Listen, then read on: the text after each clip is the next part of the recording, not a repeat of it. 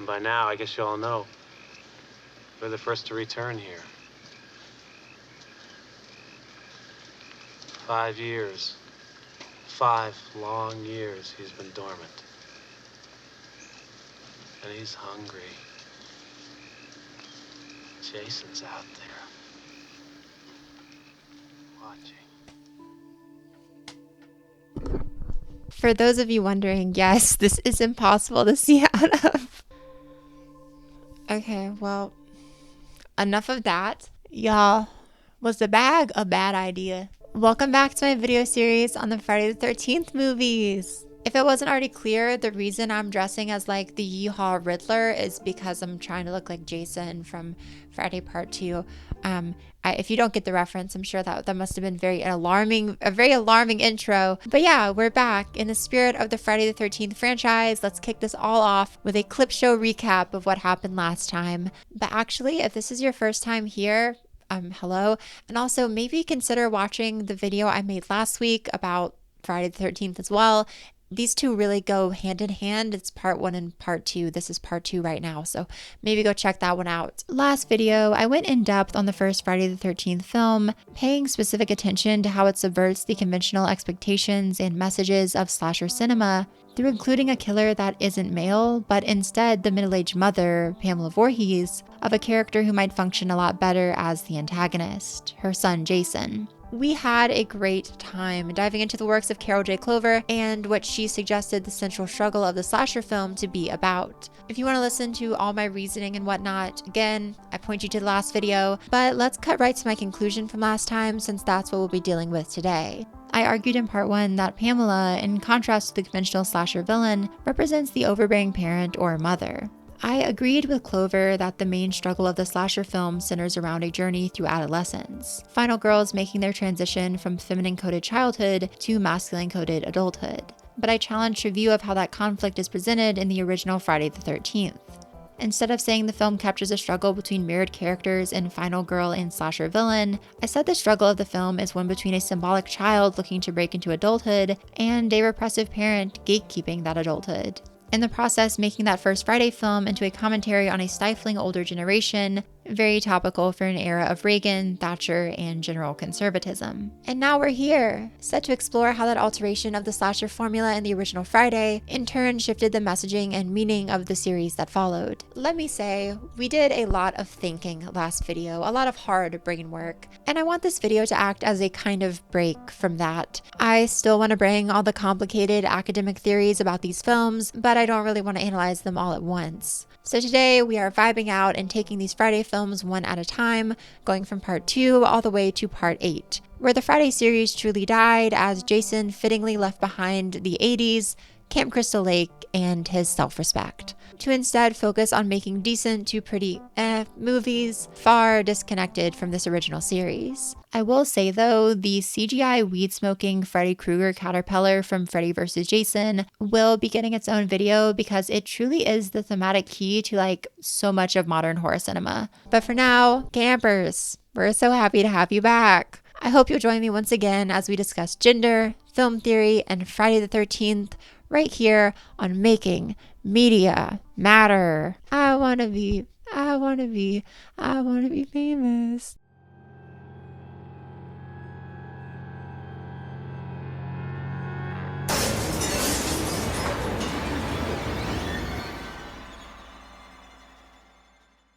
Check. Wrong, white man. Friday the 13th Part 2 is a copy of the original film.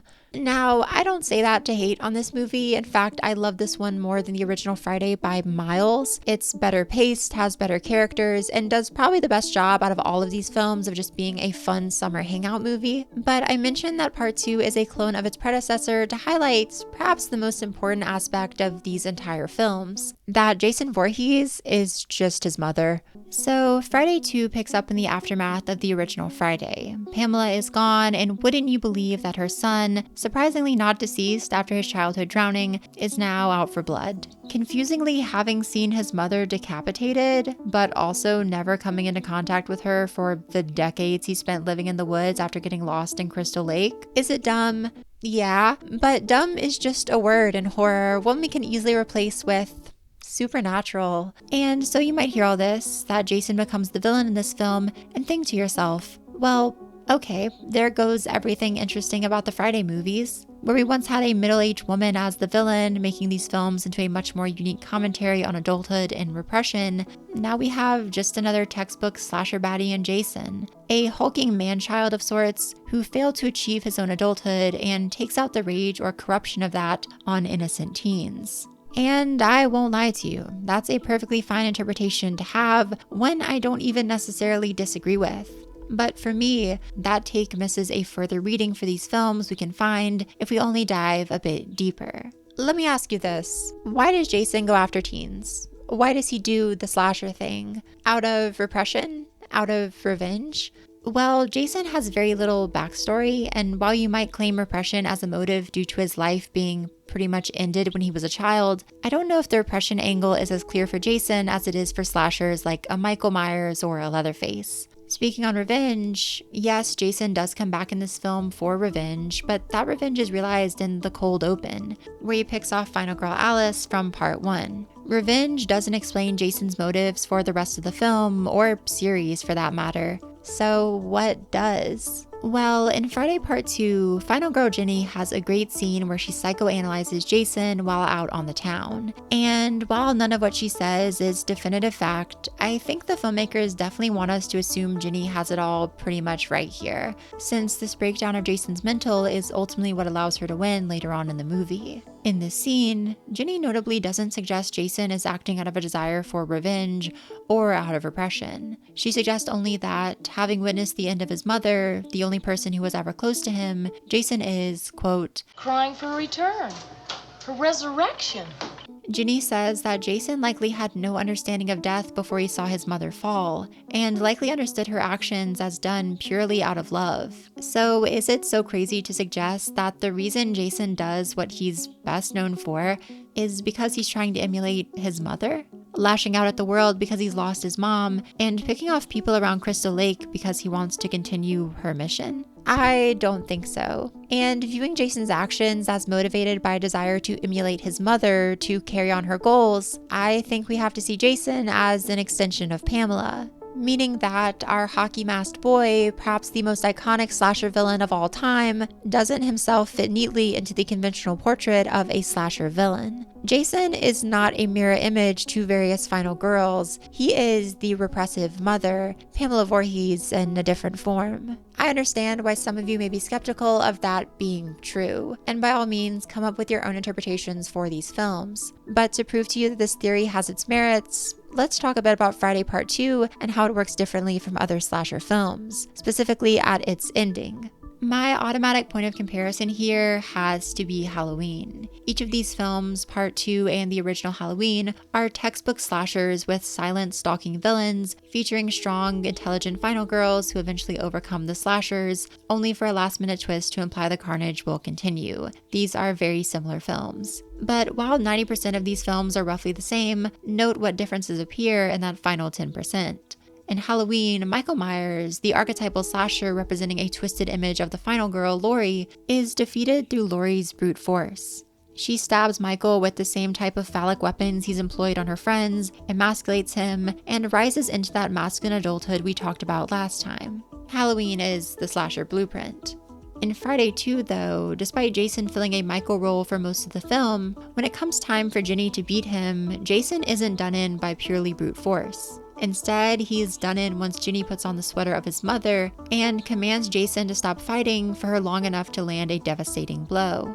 Furthermore, Jenny is, in this film, already well into her adulthood. She is a confident college student actively dating a boy with whom it's assumed she probably engages in activities with. So even if Jenny beat Jason like Laurie beat Michael, it wouldn't really work. The commentary wouldn't be the same. So does Friday 2 just miss the mark on good slasher subtext? Well, no, but only if we view Jason as an extension of his mother. Jenny is what people in 1981 might have called a modern woman. She is educated, refuses to be pushed around, and has decidedly moved past any semblance of childhood. And so it makes sense that, more than any of her male peers or any teenage camp counselors, Ginny represents a major threat to the type of repressive motherhood seen in a figure like Pamela Voorhees, a figure whose philosophy is carried on through Jason. Ginny makes a fool of Jason at the end of this movie, truly.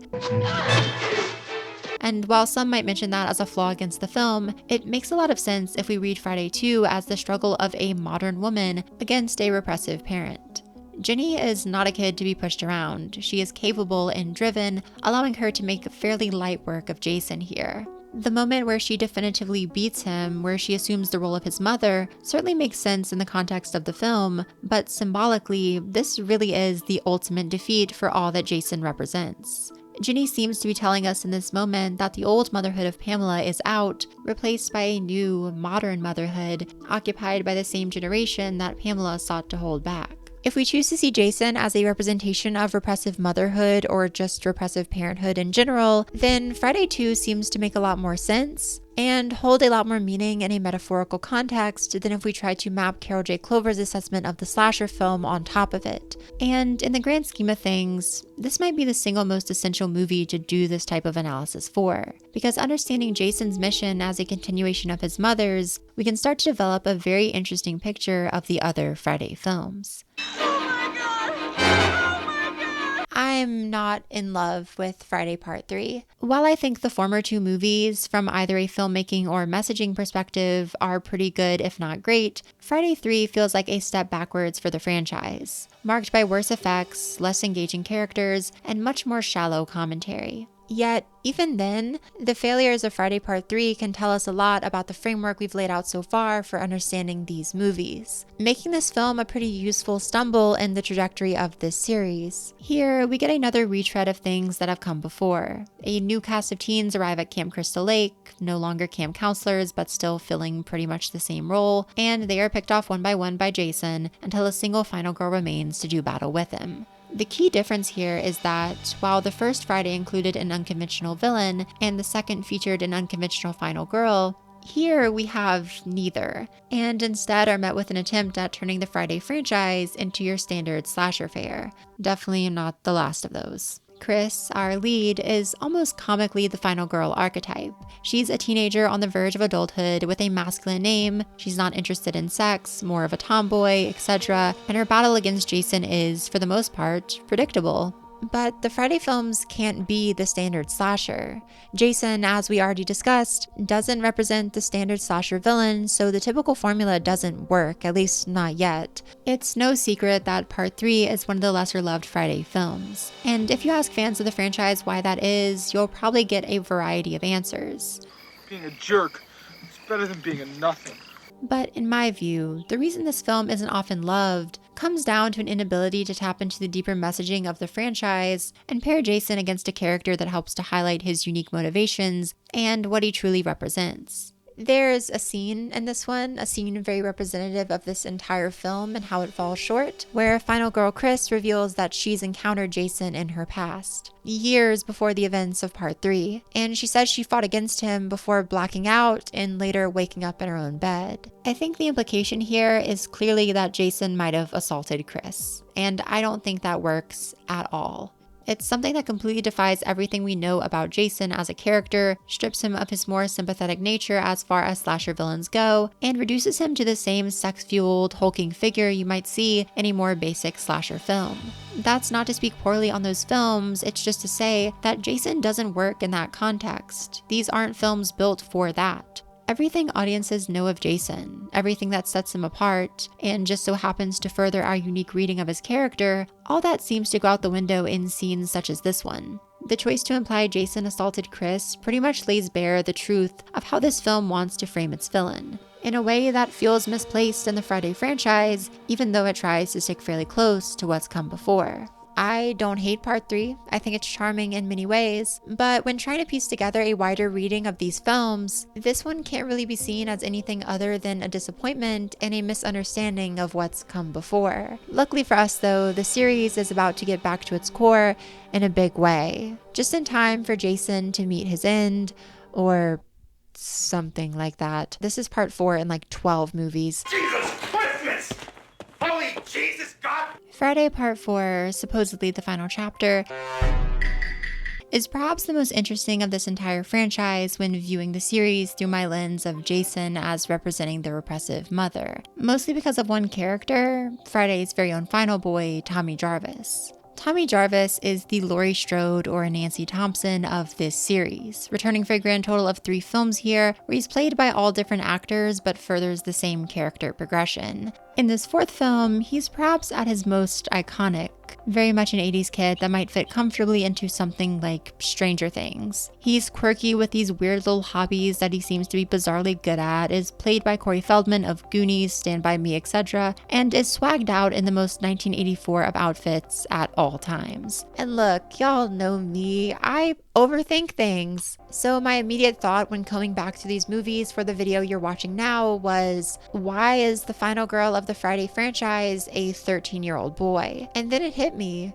Of course he would be a 13-year-old boy. Friday is not a normal series. Jason is not an embodiment of the conventional slasher villain, so of course he isn't best paired against a woman on the threshold of becoming an adult. He's an embodiment of his own mother's restrictive parenting, the overbearing maternal figure.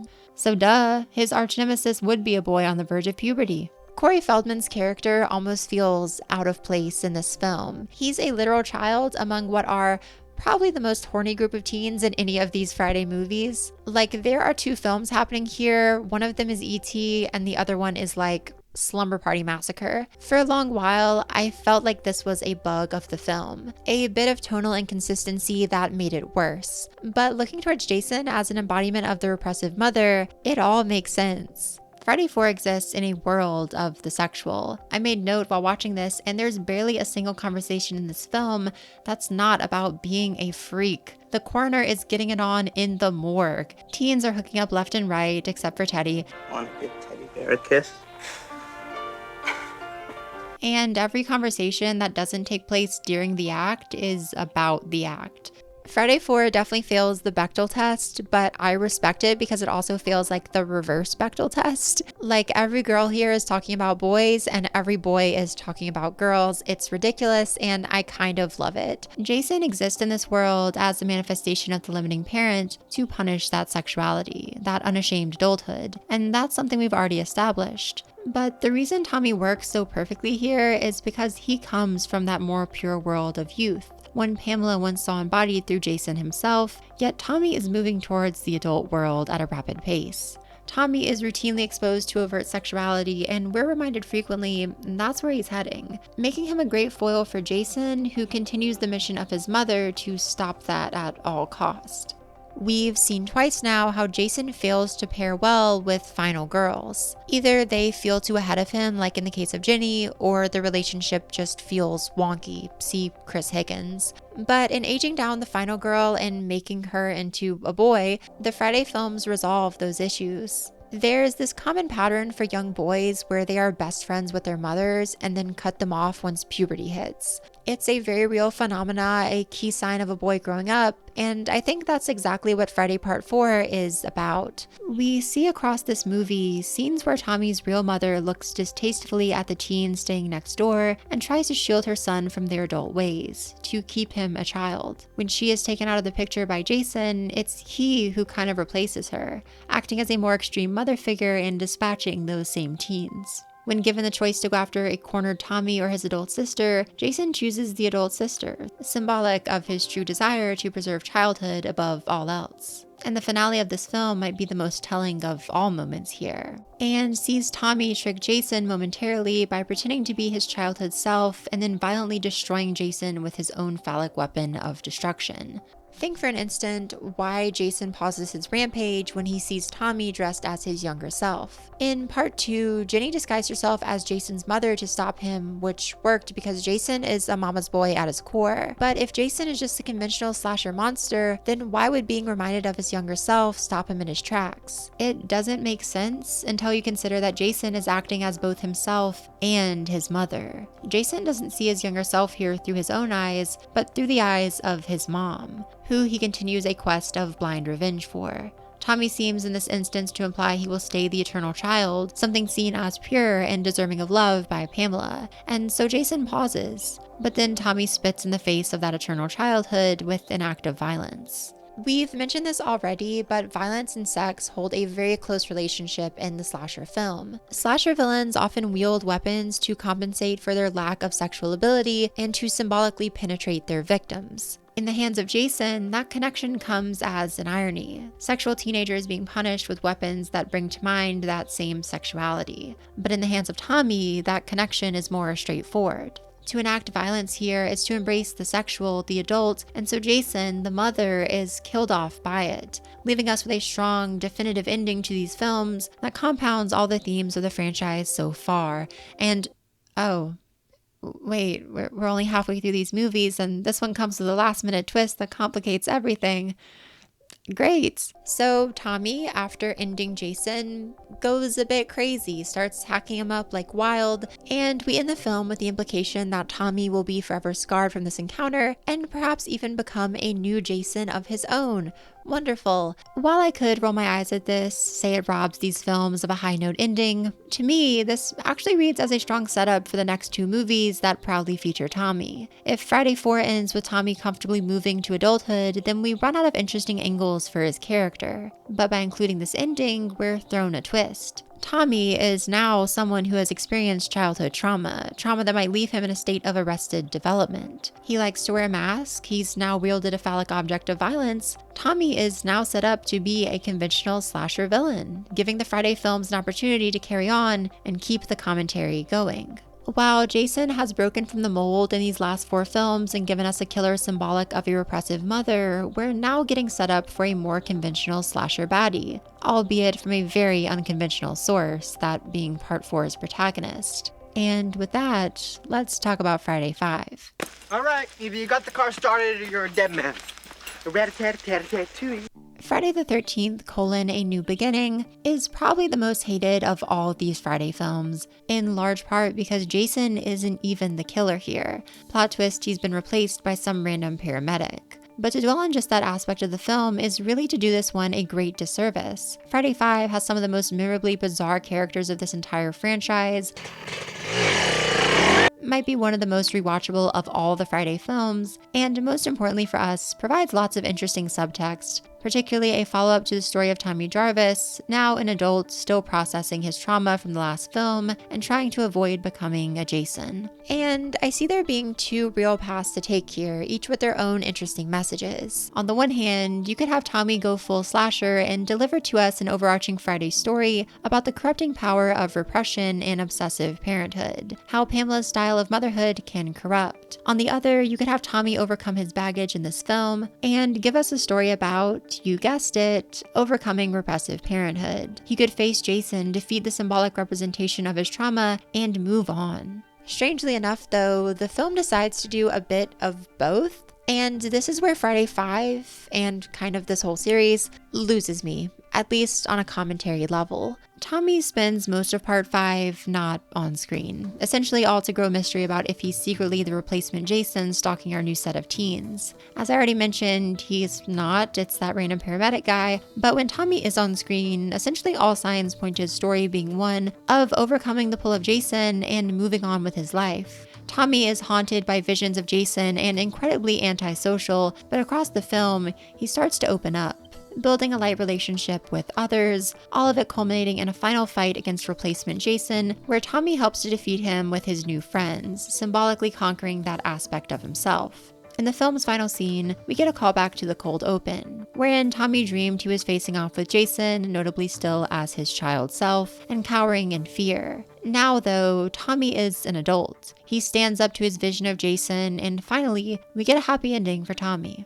Until psych, Tommy fakes an escape from the hospital he's being held in and pops up behind our final girl Pam with a knife, wearing Jason's hockey mask. And oh well, there goes like all the messaging we had here. Yeah, in just a scene, Friday 5 undoes almost all of the work it did to build on the story and messaging of the prior film, giving us a message that, I guess, no matter how much work we do to overcome sources of repression in our lives, we're still destined to continue those cycles of repression like forever? Thanks, I hate it. And so too did most audiences. Friday 5 failing on almost all levels led to a not reboot, but restructuring in the following film. One that turned Jason and the Friday series into, on a subtextual level at least, the average slasher fare that the franchise had so long avoided. So welcome to a quick bonus round of films as we round out the Friday movies with parts 6 through 8, or as I like to call them, the ones where Jason is back but less interesting. Let him out of there, Rick.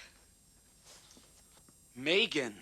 Public backlash to Friday 5, as much as I might like to believe it was motivated by the film's lack of effective commentary, really came down to a distaste of how the film handled Jason and the fact that he was replaced by some random guy. So the obvious course of action in part 6, aptly branded Jason Lives, was to bring back Jason. Who would have thought?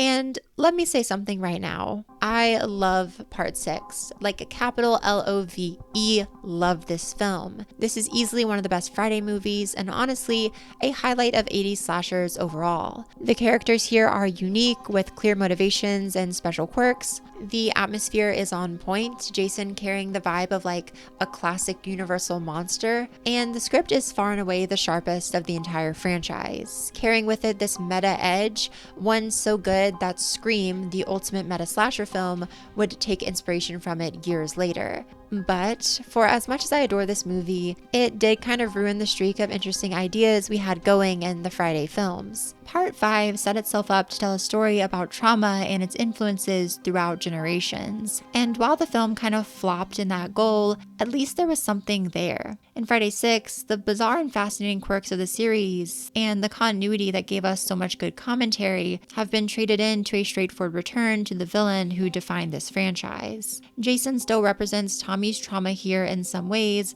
but Tommy's struggle is now so much more against just Jason and not against himself, ignoring a lot of what was set up in parts 4 and 5. The theory we drafted earlier in this video that Jason is an extension of his mother and all she represents could still apply, but Jason here feels so detached from his roots as backwoods mama's boy. Now he's just this zombie villain who acts out of pure rage and undead violence. And while the deaths in this film are occasionally tied to sexuality and growing adulthood, they're more often just meaningless. Jason targets company executives on paintball trips, old drunk guys, town sheriffs, adult couples lost in the woods, really anyone he can get his hands on. While Jason definitely took out some random people in earlier Friday films, those moments were few and far between in a way that the random victims of this one just aren't. Again, shedding a lot of the commentary we've built up. Not a bad film, just one with little to say. I'm going back to bed. You wanna come?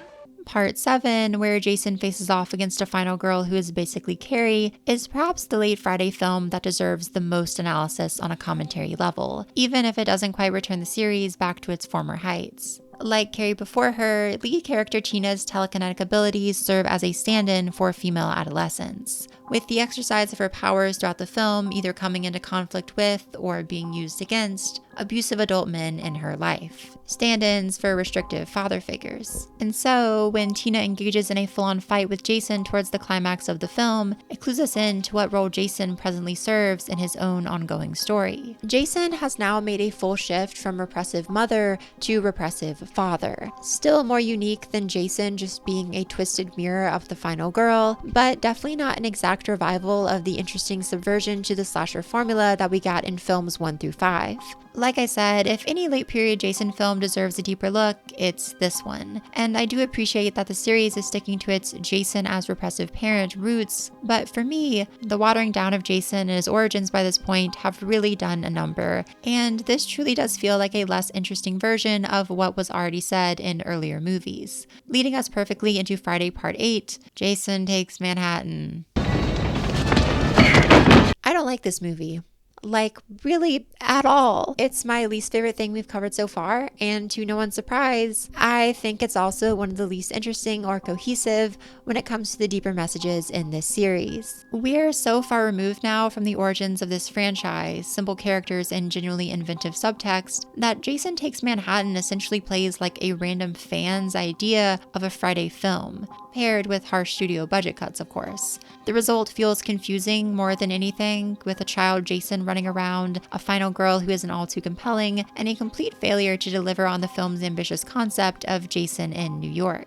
In this film, Jason is sometimes a victim, sometimes an antagonist, sometimes a force of good, who attacks vaguely ethnic New York stereotypes.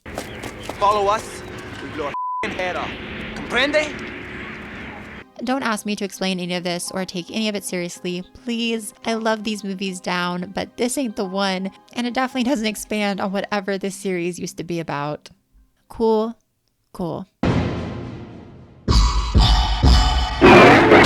Manhattan wraps up with the pretty definitive end of Jason Voorhees, as he dissolves into a Muppet while being melted down by toxic waste, which New York, of course, regularly dumps through its sewers. What do you mean? Toxic waste, son.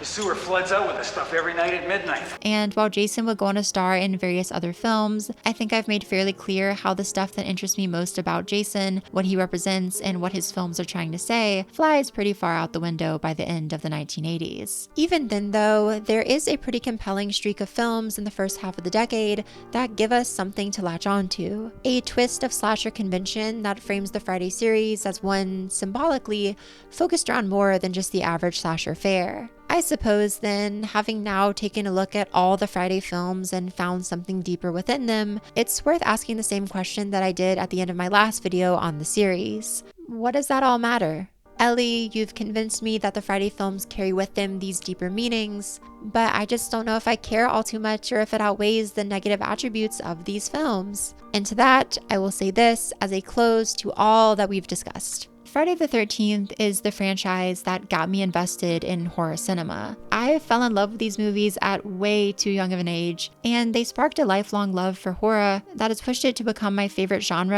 and one of my greatest obsessions. In the years since I first watched the Friday films, I've seen time and time again people decry them as forgettable, mindless slasher trash, and I really dislike that. For me, these movies were always a source of inspiration, of empowerment. I loved getting to see strong women and kids like myself triumph over the hulking Jason, and these films captured my imagination, my attention, more than any other slasher series. For a long while, I have searched for actual evidence that these films are better than most give them credit for being. Something more than just, well, they really connected with me. And in exploring the interesting gender dynamics and subtext of the Friday films, I feel like I found that.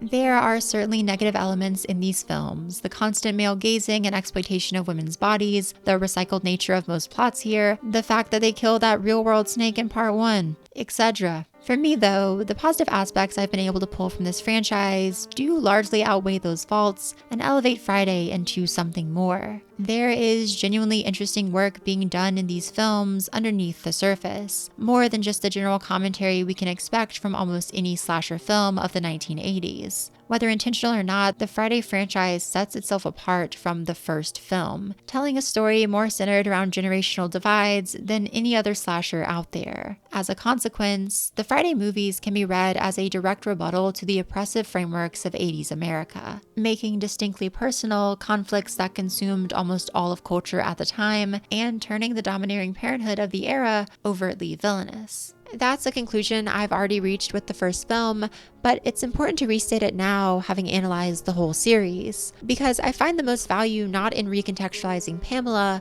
but her son. Jason Voorhees is the most iconic slasher for millions, myself included, and I love the idea that the Friday films, the face of a genre so punk, so transgressive, brush aside common misconceptions about horror that it's inherently conservative and limiting. I love that Friday can be more than just a franchise derivative of other better films, that the most defining horror series of the 80s has something to say about the time in which it was made, and that behind Jason's all too iconic hockey mask is a world of challenging and unique messaging that makes one of the most successful horror franchises of all time also one of the most interesting.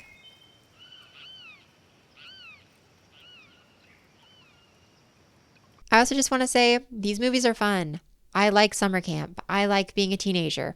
Don't know what else to say. And in honor of that, and as a little present to myself for doing so much hard thinking about the Friday the 13th movies, next week I'm going to be doing a much more relaxed ranking of all these films. Kind of a part 3 to these videos, but definitely more chill. And we're not going to be analyzing, we're just going to be talking about these movies. And I have thoughts on this series, so definitely pull up next week. In the meantime, thank y'all for watching. Like, for reals. The success of this channel in recent months has been amazing, but I can't lie and say that I haven't been a little bit nervous that the success of certain videos will kind of pigeonhole me as a creator, that I will be limited in the topics I can cover and what brings in views. In watching this video, you are literally doing the work to help prove that wrong, and you are definitely inspiring me to just make stuff that I'm passionate about.